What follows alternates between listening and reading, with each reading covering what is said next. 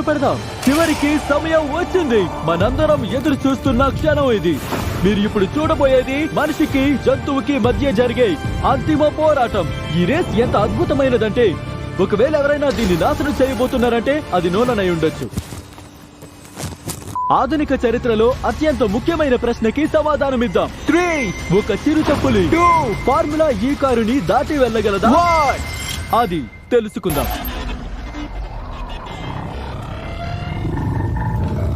Go!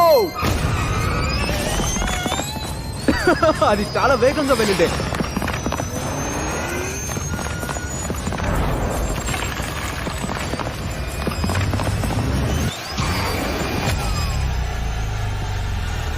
Car చిరుతను దాటి దూసుకుపోయింది. Oh my god! మిల్లీ గెలవకపోయినా ఫార్ములా ఈ ప్రపంచ ఛాంపియన్షిప్ లో వాడే కార్ తో ఒక చిరుతపులి పోటీ పడగలిగిందంటే అది నాకు చాలా ఆశ్చర్యాన్ని కలిగిస్తోంది. అయితే 100 సంవత్సరాల క్రితం మొదటి కారు తయారైనప్పుడు అడవిలో లక్షలకి పైగా చిరుతలు బతుకుండేవి. కానీ ఇప్పుడు 8000 కంటే తక్కువ మిగిలి ఉండడంతో ఈ అద్భుతమైన జీవులు అంతరించిపోకుండా కాపాడుకోవడం మన బాధ్యత. తద్వారా అవి మనందరినీ మన పరిమితులు దాటి ముందుకు వెళ్ళడానికి ప్రేరేపిస్తూనే ఉంటాయి. మిల్లీ నేను కలిసిన జంతువుల్లోకెల్లా అత్యంత మంచిది.